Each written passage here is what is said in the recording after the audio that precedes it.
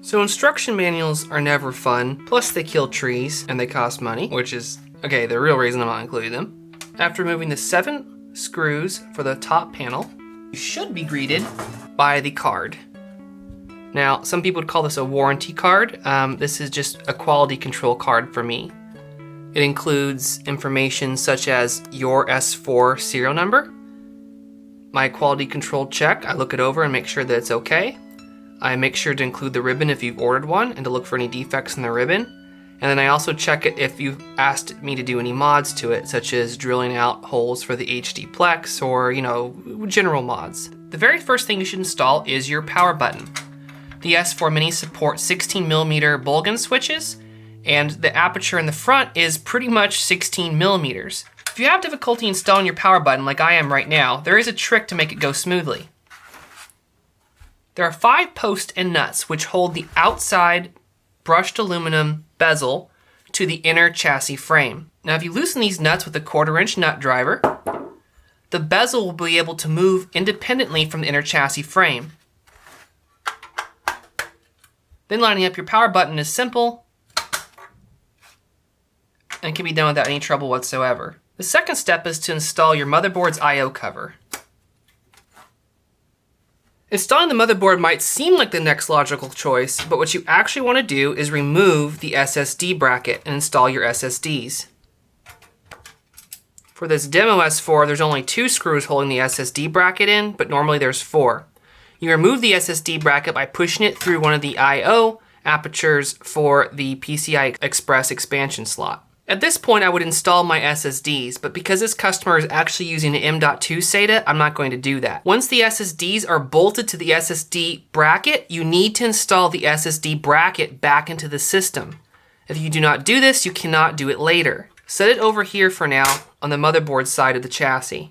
The next step is to install the power connector to your system. There are 2 types of power connectors for the 2 types of power supplies that I recommend. This is the HD Plex power supply connector, and this is the Pico power supply connector. Both of them are installed in this bottom corner.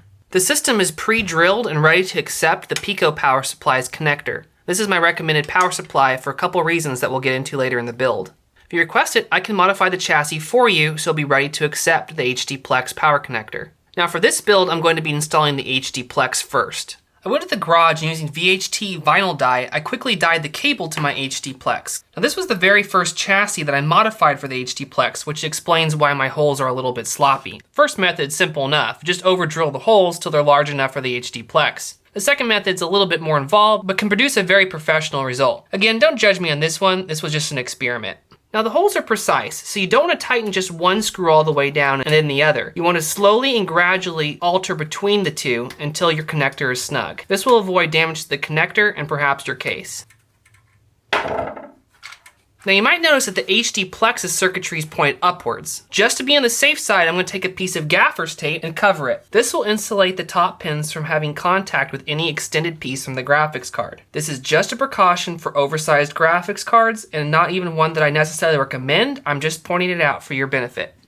Now to the good stuff. I'm going to install this R9 285 ITX into this chassis. This is a very hot card, but also very powerful. Now this is a good analog for a GTX 970 or an R9 Nano. Not just because it's oversized, but it has a similar TDP. Now we're not going to install the graphics card at this time. Instead, we're going to lift up the SSD bracket that we're pretending an SSD is installed in, and we're going to move it over the graphics card and set it down. Now we install the motherboard. You might need to take your power button out for this stage, but it is necessary to put the power button in the very first just so you can adjust anything if you need to. The motherboard screws are also 632. I'm installing them so they're snug, but again, I don't want to over tighten and damage any of the threads. Now this is where it starts to get tricky, and for this next step, you might need to remove this 120mm fan bracket. We'll get back to this later. Grab the SSD bracket, which we're pretending has drives mounted to it, and slide it over the motherboard. Depending on the thickness of your drives, the height of your memory, and your cooler, you might not be able to drag it over all the way. If this is the case, just set it back as far as you can towards this side of the chassis. Because I do have room, I'm going to slide it over. Now I'm using what I consider tall memory and a tall cooler for this build. In all the other S4s that I built so far, I could slide the SSD bracket with absolutely no problem. Now we need to talk about the ribbon cable, which is definitely the hardest part of the build. If you order the NFC Systems ribbon cable, you're actually going to have a harder time than if you ordered it from somebody else. This is because I wanted the install to be as tight as possible, to give support to the graphics card, as well as to take up the least amount of space to improve airflow, reduce cable clutter, and to look good. To make the install as easy as possible, you're going to want to pre-bend the ribbon cable. Fold it as much as you can so the ribbon itself starts to form an S or a Z looking pattern. This is pretty good. Next, install the ribbon cable into the motherboard. Now this is where things start to get really tricky. If I was using a normal graphics card that was not oversized, I could easily pull the graphics card back, which would allow me to insert the ribbon cable onto the graphics card and slide the graphics card into the PCI key slots. But because this graphics card is oversized by a good amount, I'm gonna have to remove the power connector. Now I know I told you to install that first, and that is because in most situations it's going to make your life a lot easier. But this is the only way we're going to be able to install this graphics card.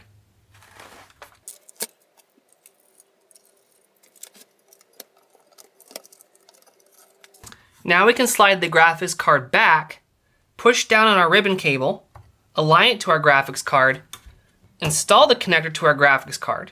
Now before pushing back towards the motherboard, we need to be aware of a couple things.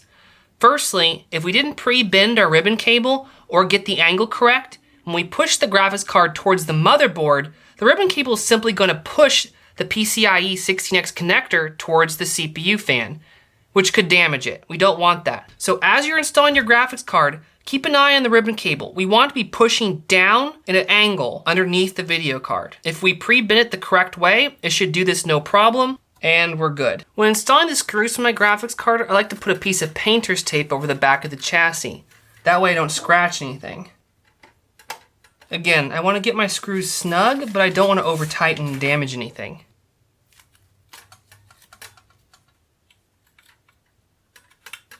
Again, to make things easy, I'm dropping both screws in and slightly tightening one and then the other, moving back and forth. As you can see, it's not too difficult to install the connector with the graphics card in the system. It just makes it a lot easier to do this beforehand if your graphics card isn't oversized. So as I mentioned before, one of the reasons for my ribbon cable is that it is so stiff and such a tight fit that it actually adds support to the graphics card and keeps it from flopping around. As you can see, it's bending right now, but no more than a graphics card would normally bend in a normal ATX chassis. This is really important because this 285 ITX has one of the biggest, most solid, heaviest heat sinks on any graphics card that I've used. After the graphics card is installed, then I can slide over my SSD bracket. Again, pretending that we had an SSD on it. Now, although there's plenty of room between the graphics card and the SSD slot for a 7mm SSD, even a 10mm SSD in this case, without making any contact, if I was really truly concerned about it, I could use some gaffer's tape. Of course, I tried to make it look nice and cut the appropriate length if this was an actual real install. Now again, for this build, I'm using the M.2 SATA drive. I like these a lot because they're simple to install, there's no cables or wires to worry about, and it just makes everything much neater, cleaner, and look nicer. So I actually don't need this bracket. I'm gonna take this thing apart again so I don't need to use it. Now this is the point in the build where I would install my 120mm fan and my 120mm fan bracket. Now with certain coolers, all 1U coolers, and one of my favorite coolers, the Zalman CNPS2X, you can actually install a 120mm by 12mm fan over the motherboard. In the case of the Zalman, this actually cools the whole system down dramatically. Not only are you adding more cold air over the CPU, but you're cooling down hot motherboard components.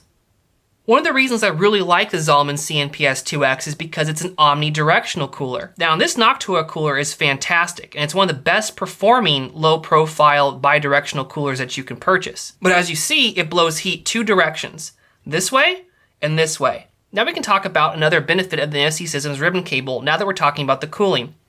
In case of a bidirectional cooler, the hot air is going to be blowing this direction. Because of how the ribbon is formed and designed, the air is going to bounce up and out the vents. Now, if you're using a different ribbon like this design, hot air would be trapped underneath the ribbon and have a harder time escaping. Now, admittedly, on this side, hot air does get trapped by this wraparound top cover. Adding vents here would significantly increase cooling for the S4 Mini. Now, if you're a modder, I highly recommend that you add vents to this top panel. But the reason this is flat is because it does two things.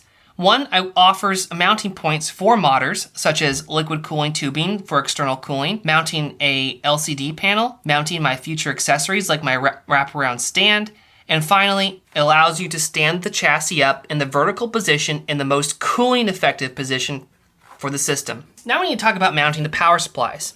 This particular system is going to need the HD Plex. The HD Plex can supply 250 watts of power continuously without any problem whatsoever. This is needed for the very hot, very power-hungry R9 285 ITX. Now there's many different ways you can mount the HD Plex, but the space available to you is in this front panel. Now there's two studs that are going to be in the way of mounting your HD Plex. If you contacted me asking for the HD Plex mod, I'd remove these for you. All you gotta do is unscrew them. If you have trouble unscrewing them, it's for the same reason that the power button is hard to install. The outer aluminum bezel isn't lining up perfectly with the interior chassis. I find that by wiggling the stud as I unscrew it, I can take them out by hand. You're probably gonna wanna do this before you install the whole system, by the way. Also, if you told me that you were gonna be using the HD Plex, I would include some Velcro brand Velcro. You certainly could use double-sided tape or even rigidly mount your Plex, but I like the Velcro solution and I'll tell you why. Velcro allows you to reposition the HD Plex, which is very important. Because there's not a lot of space in this chassis, we might need to make adjustments to how we run our cables. In the future too, if we add accessories, we might need to make minor adjustments to the HD Plex. This Velcro isn't even the strongest Velcro you can buy, and it's more than enough to hold the power supply in place. Depending on where my power connector is, I might want to have the HD Plex oriented in this position. In this particular chassis, I want it right here. I really like this solution. Rigid mounting could be cleaner for sure, but with the way manufacturers move their 24-pin all around the motherboard, I figured this would be the most versatile. Earlier in the video, I actually mentioned that the Pico 160XT was my favorite DC-DC power solution. The Pico power supply can be modded to output way more than the 160 watts it's rated for. Check out the link in my description to find out how. Even still, I don't think it's ideal if your system is going to be drawing 250 watts continuously. However, if the TDP of your system is under 185 watts, I totally recommend it, and here's why. That's it. That's the Pico installed right there in the 24-pin connector. Now what's that mean? That means you don't have to use a 24-pin connector. This takes up a lot of space in your chassis and doesn't look very pretty. The Pico keeps everything clean and simple, and you can add wires or mod wires to support your accessories. Now as you see, I have my work cut out for me installing this HD Plex. For this customer, I'm actually going to mod the wires, make them shorter and blacker, but I want to demonstrate, although everything is tight, it will fit. Eventually. With enough cramming. Now I have way too much work to do on the system to actually finish it today. There is one last step that I want to show you in these instructions, and that's installing the top cover plate. There is a proper install order for the screws on the chassis.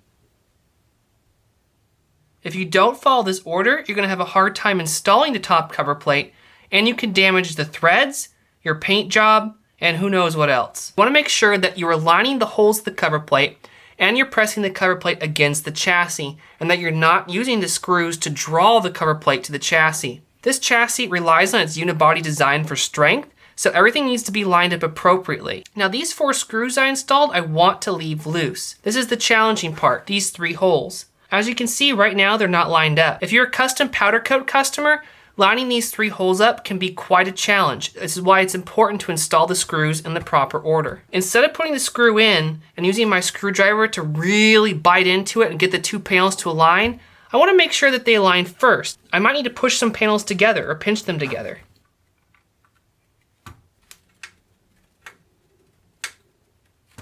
Now that the top 3 screws are in place, I can finish tightening down the rest of these screws. Now when I use the word tightening down, I just mean turning the screw until it stops. You don't want to apply too much force because you can damage the panel and perhaps the paint job as well. Also, there's just no point. It's not like this thing's going into space. I hope. Or actually, I don't know if I do hope. That would be pretty cool. Finally, I'd like to offer a suggestion for cleaning your chassis. For plastic parts, which is all powder coats, I highly recommend using Novus 1. If you have an acrylic case, you cannot live without Novus 1. Now for your aluminum parts, I recommend good old-fashioned rubbing alcohol.